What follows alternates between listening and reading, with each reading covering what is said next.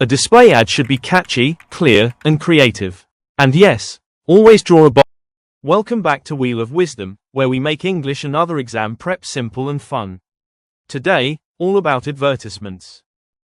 An advertisement is a short, persuasive message that promotes a product, service, or idea.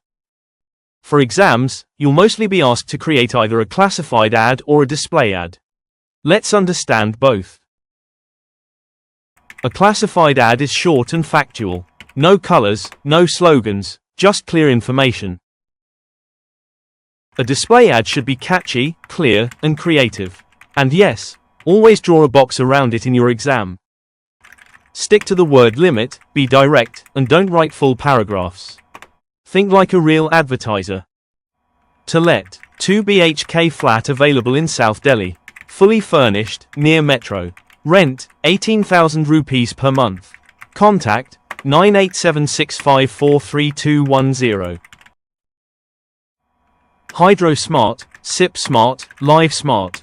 Tired of plastic waste? Go green with Hydro Smart bottles. Stylish, stainless steel, and temperature controlled.